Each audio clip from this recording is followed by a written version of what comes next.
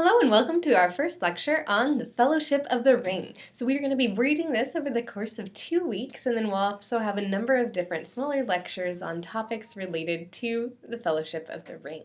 We are going to be looking at beginnings in this particular one.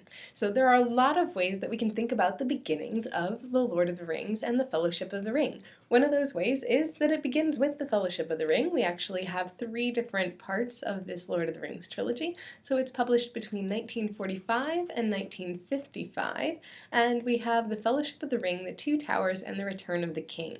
3 parts. Each of those is in turn divided into 2 books. So that gives us a total of 6 books and 3 physical books for this trilogy. And it's quite a lot. Unfortunately, we won't have time to read all of it in class, but if you like it, I might end up telling you some things that do end up showing up. I'll let you know if any spoilers are ahead, though. But you should get a chance to read it if you haven't already. The films are also really, really fun and fantastic. Lots of fighting. So let's talk a little bit about the beginnings as far as Tolkien's inspiration. So J.R.R. Tolkien had a lot of inspirations that go into Lord of the Rings and ones that we want to consider. So one is the study of language and philology. The man was amazing with languages, just absolutely phenomenal, and also with philology. So the study of languages was something that was just so important to him, and he knew so many different languages. If you want to read his translation of the Psalms, he learned Hebrew for that. Yes, because he could just learn Hebrew for that translation and then make an amazing, beautiful translation, an amazing one. So that's really who he was and a big part of his life. So then what happens is he decides to create his own languages. There end up being about 14 of them, so some of these show up in Lord of the Rings. There's Elvish, there are 2 dialects of Elvish, so Sindarin and Quenya, Dwarvish, Entish, Black Speech, so many different languages that show up, and these are actually not just, he doesn't just sit down and kind of come up with some random thing that's going to be given in translation as well. These languages are actually the origin of the stories themselves. So the languages predate the world and the stories. The world and the stories are really a place for the languages to inhabit and to live and to be. They are created for the languages rather than just needing to create a language because I'd like to have something that sounds old and ends up showing up here. So that's a really interesting ordering as far as how things go. And those languages themselves those draw out culture. So he creates these languages with a lot of ties to some of the older archaic languages that he knew, and those languages then suggest different things about Elvish culture and different parts of it, suggest things about Dwarvish culture, just things about the Ents and all the rest of that. And all of these languages are really full-bodied languages. He then moves into The Hobbit. So this is actually a continuation of an earlier story. We get a summary in our prologue in the beginning, but he actually started The Hobbit, and that gets connected up with the world that he has with the different languages, Middle-earth, and then also with the work that he did in creating the mythology for that. So we have a couple of different things. One of the places he really does that is the Silmarillion. So in the Silmarillion, he goes through and creates a mythology, creates a world, and has all these stories covering ages and ages of this world. In The Hobbit, what he does is creates a children's story, is how that ends up going down. So that's in the 30s. He creates this children's story, and it starts as this little spark of inspiration. He describes it as this moment where he sees this blank page as he's going through and grading student work. He sees a blank page and he writes down the first thing that pops into his head, and the first thing that pops into his head is, "In a hole in the ground there lived a hobbit."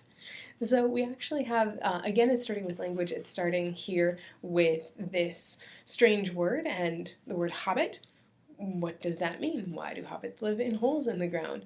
And all of that is the impetus for the first story, The Hobbit. And that's something that then gets continued. We have these characters showing up again. The first character that we're introduced to in the Lord of the Rings is actually a character who's not going to appear too often in it. It's Bilbo Baggins. And this little hobbit is the hero and the person we follow throughout The Hobbit. But in Lord of the Rings, actually, we're not going to be following Bilbo all that much. He doesn't figure that that strongly, but that connection is so interesting. And this is also where, if you think about the types of literature, and the divisions are squishy. The division between young adult or children's literature and adult fiction is one that is not a clear-cut boundary. It's fairly squishy. But he starts with something that is really a children's story. The writing is very different. The perspective is different. What gets included or doesn't get included is also different in that way. In The Hobbit, here it's the story all grown up.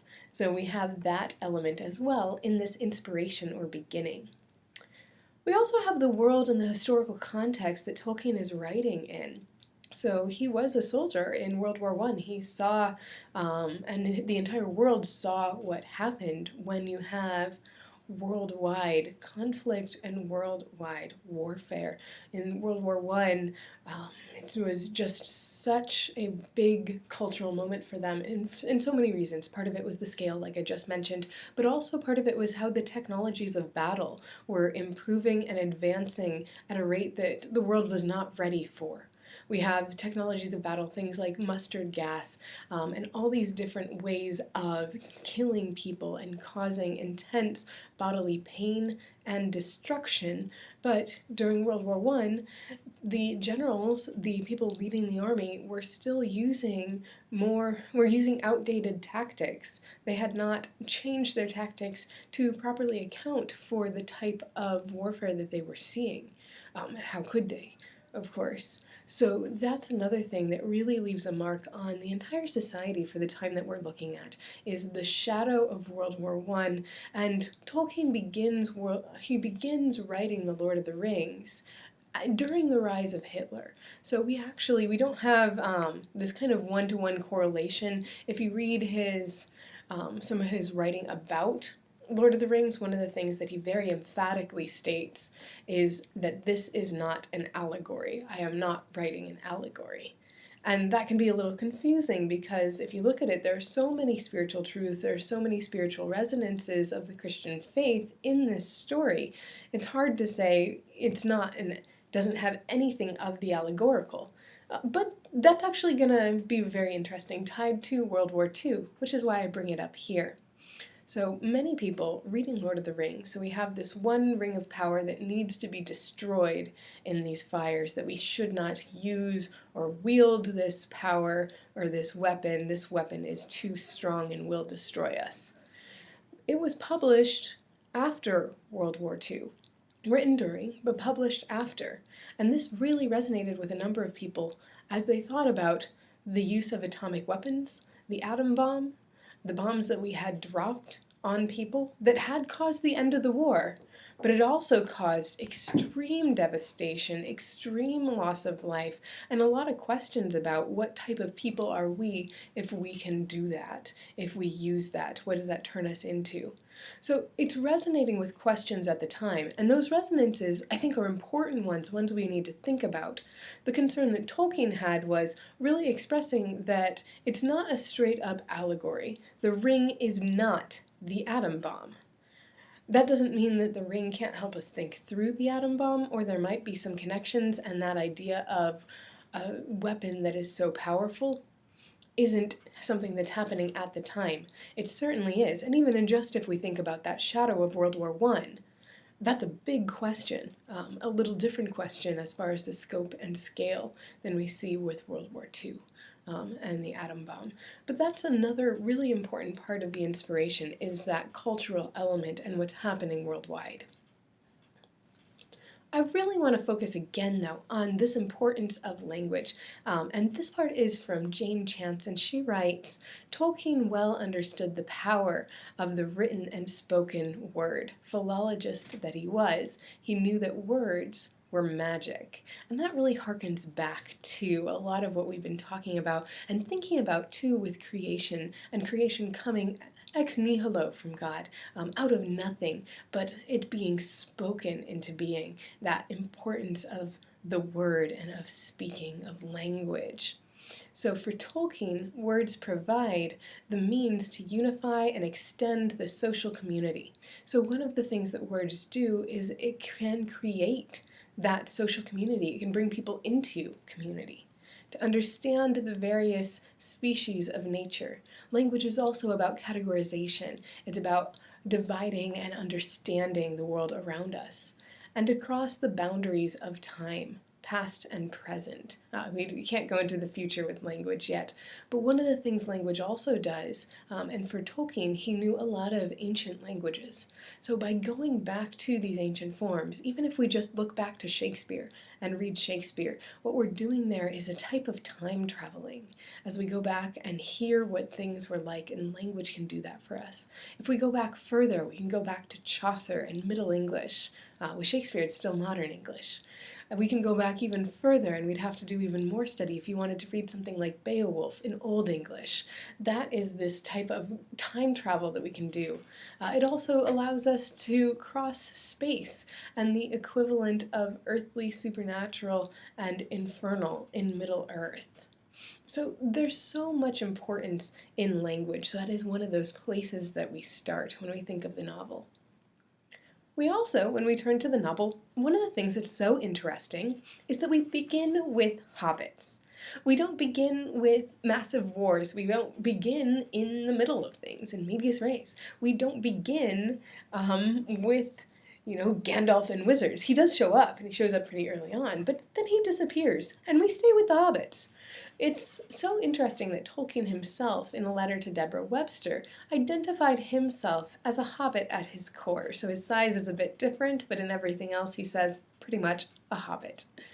So it's something that he identified with. Hobbits are very, very English. They're immensely human too at the core. That resistance that we can have to change, that loving of staying at home. And that doesn't mean that we're not also adventurous and seek out change too, but those are some of the things that show up. The Hobbits are also so interesting because we have a world here that is on the brink of war. So all of Middle-earth is on the brink of war.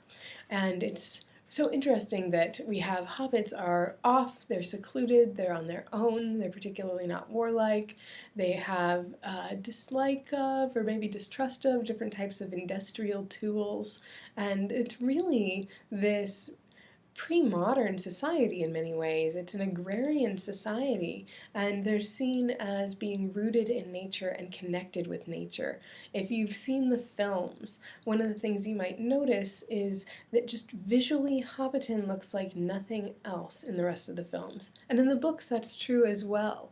It might be a little harder because we have to visualize everything, but the descriptions of Hobbiton are very, very different. They're much more domestic. And we start in this comfortable, happy domestic sphere, and that's interesting. So let's look at our many beginnings. So we have a lot of different places that we begin this, and it takes us a while. I have counted 6 that I see as beginnings that get us started. So the first thing we encounter is the title page, and that has artwork on it. So we've already started to get a feel for what this is going to be like. It's setting up expectations and getting us to think about what type of reading experience we're having. The second thing we encounter is a poem. So then you read this poem, and it's about all the different rings that were created, and elves had 3 rings, and men had rings, and dwarves had rings, and then there's 1 ring to rule them all, 1 ring to find them, and we're told that this ring is going to bind them in darkness. Interesting way to start, definitely catches our attention, but it starts with poetry, which has this feeling of the ancient, has this feeling of something that is passed down, makes us feel like this is the stuff of legends, and also promises this apocalyptic vision of what could happen as all is brought into darkness, all is bound there. So that is our next beginning, and that starts as this really this very epic feeling, this very large, worldwide, rings of might and power place. Our next thing is a note on the text, and that's in our edition. I put that in the parentheses because depending on the edition you might have different notes on the text, things like that. But we haven't quite gotten started yet. We have a note. And then we come to the prologue. And the prologue is very historical sounding. It is on hobbits and hobbit habits. It's asking us or letting us know that in the book ahead we can find out about the hobbit culture and the hobbit character, what hobbits are like. And it begins, the first line here is, "This book is largely concerned with hobbits." And so that's also this meta moment where it is knowing that this is a book, this is an account of things, and addressing you and letting you know that. So that is the prologue. It starts with this real historical sense that makes us feel like we're right there. If we flip some more, we come to another beginning, and that beginning is a map. And one of the things that is so interesting about this, and many fantasy books indeed, and many are following after Tolkien, is the importance of maps. So there are a number of things that that does for this beginning. One of the things is it gives us this feeling of realism. It gives us this feeling like this is a real world. It has documents that back up these things that are being said, and it can help us bring us into the fantasy. It also shows us that space and spaces are very important. The map that we see at the beginning here is a map of Hobbiton, and we've just been told about hobbits, about the division of land in the Hobbit region, about we have the 4 different portions and regions based on north, south, east, and west. And it's a really interesting way that before we even can dive in, we have this image that calls for us to look at it, calls for our attention. And that's something that also makes us think in larger scope and less about the individual. We finally get to our actual beginning, if we have such a thing as an actual beginning, in the 6th try. So in chapter 1, we read at the beginning, when Mr. Bilbo Baggins of Bag End announced that he would shortly be celebrating his 11th birthday, and then it continues on. I wanted to pull out this portion of it just to look at the tone a little bit. This is very different from the introduction to the prologue. Here we start with something that is sounding decidedly like a novel, and indeed it is. But what's so interesting is that we have a few additions that I want to point out to us with some close reading. One is that it's not just when Bilbo Baggins, or when Mr. Baggins, or when Bilbo. We have when Mr. Bilbo Baggins of Bag End. That has some lovely alliteration, but it also has just a feel of formality, that we are being told this somewhat formally. It gives it a little bit of a sing-songy, that harkens back to the children's story that he's just written, even though we're going to have something extremely different. I think that the use of the word 11t first is a really interesting one too, that has just a cute, diminutive, kind of childlike, happy sound to it, and that's part of our first impression here as well. We start with a birthday party, and that is, I think, just a really interesting and light start to what's going to become a very dark and dismal series at times. There's always hope. We get a eucatastrophe at the end, but the path that we have to tread to get there is at times extremely bleak. But this happiness, this moment of kind of domestic niceness in Hobbiton, this sense of home that we get there, all of that is really important, and it's really important for Lord of the Rings, and it's so important that that's where we start. And it's important because in great part, this is what is being fought for. The individual, the ordinary, the home. This is something that is valued, and it's something that is at the core of the story in so many ways, even though it only shows up very rarely. But we have a lot of thinking back to Hobbiton, making connections back to it. The Shire at the end of the series becomes important too, because the Shire, after everything else has been saved and global catastrophe has been averted, there is a return to the Shire. Oh, that's a spoiler, I suppose. Spoilers. But there's a return to the Shire, and what happens there is that all of these big dramas have already played out. Kind of the men and gods have contended, but we still need to deal with things back in the Shire. It feels like there are going to be lots of endings as well when we get there.